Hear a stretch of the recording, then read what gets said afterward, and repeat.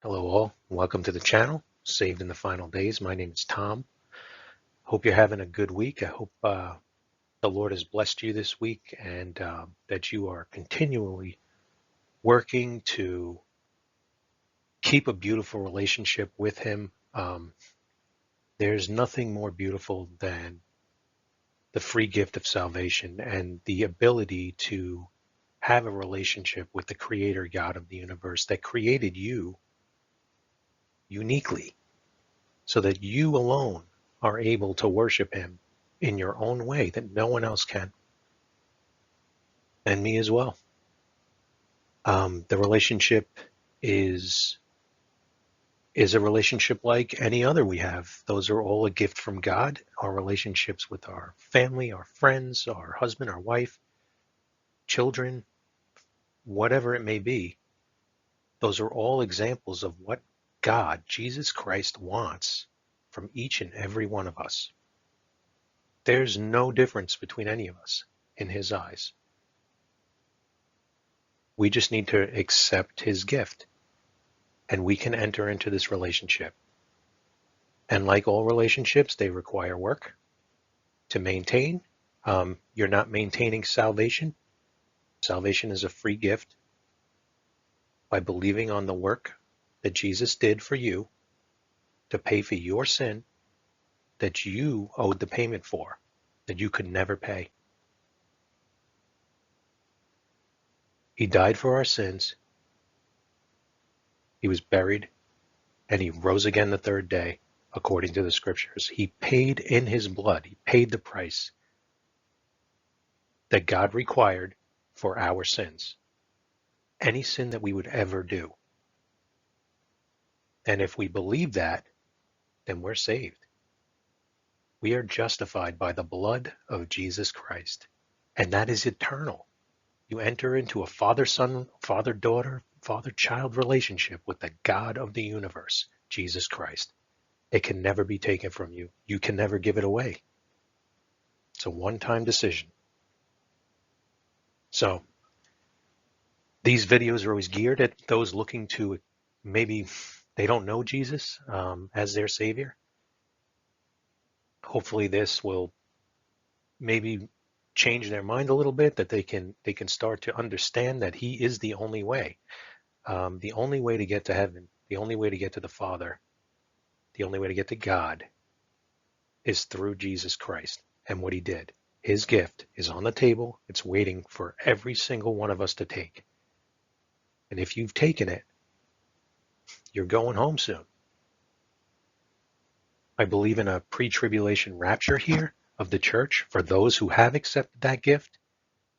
There is a 7-year period of time coming up called the tribulation period, commonly, also known as Daniel's 70th week, also known as the time of Jacob's trouble.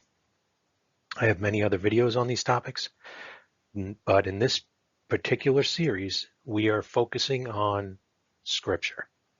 No interpretation given, just a walk through Scripture of the King James Version of the Bible. If you use a different version, feel free to use that, follow along. It's going to most likely read differently, but I only use the King James here. That's all I use. I believe it is the most accurate version. And that is personal preference, opinion, however you want to look at it.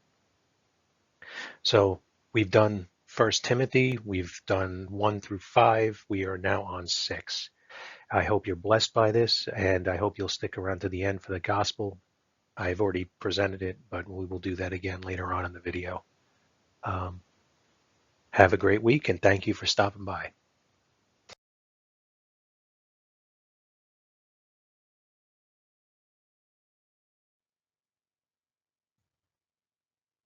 2 Timothy 2:15. Study to show thyself approved unto God, a workman that needeth not to be ashamed, rightly dividing the word of truth.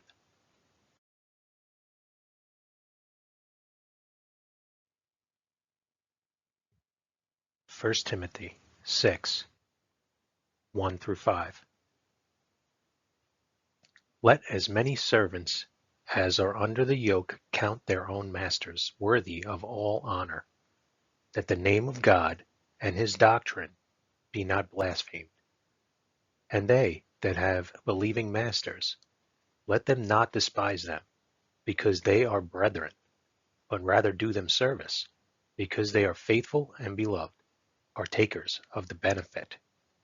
These things teach and exhort. If any man teach otherwise, and consent not to wholesome words, even the words of our Lord Jesus Christ, and to the doctrine which is according to godliness, he is proud, knowing nothing, but doting about questions and strifes of words, whereof cometh envy, strife, railings, evil surmisings, perverse disputings of men of corrupt minds, and destitute of the truth, supposing that gain is godliness. From such withdraw thyself.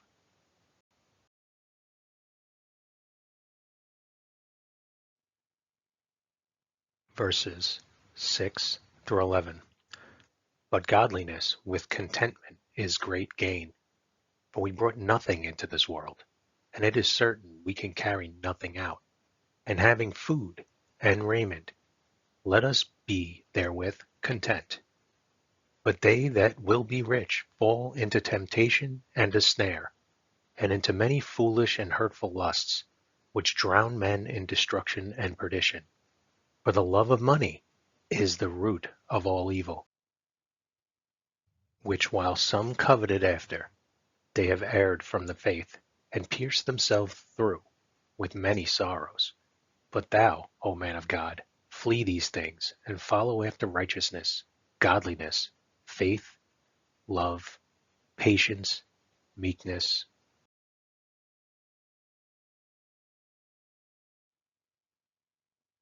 Verses 12 through 16. Fight the good fight of faith. Lay hold on eternal life, whereunto thou art also called, and hast professed a good profession before many witnesses. I give thee charge in the sight of God, who quickeneth all things, and before Christ Jesus, who before Pontius Pilate witnessed a good confession, that thou keep this commandment without spot, unrebukable, until the appearing of our Lord Jesus Christ, which in his times he will show, who is the blessed and only potentate, the King of kings and Lord of lords, who only hath immortality, dwelling in the light which no man can approach unto, whom no man hath seen, nor can see, to whom be honor and power everlasting. Amen.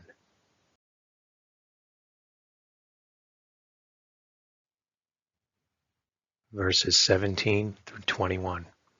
Charge them that are rich in this world, that they be not high-minded, nor trust in uncertain riches, but in the living God, who giveth us richly all things to enjoy.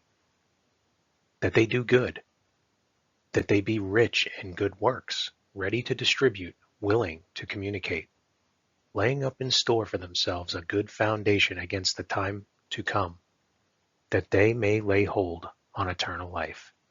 O Timothy, keep that which is committed to thy trust, avoiding profane and vain babblings, and oppositions of silence, falsely so called, which some, professing, have erred concerning the faith.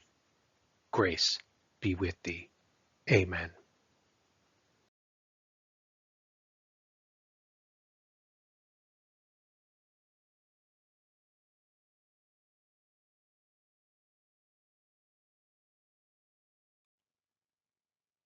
Behold, I come quickly.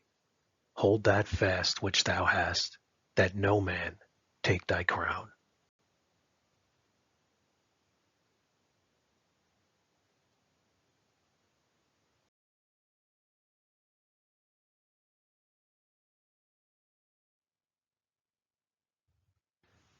The gospel of your salvation. First, realize your need for a Savior.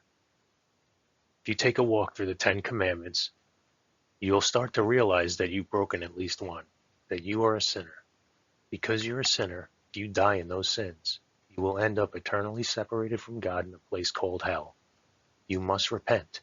Change your mind about your condition. Your unpaid sin debt will keep you eternally separated from God in heaven. You need a Savior.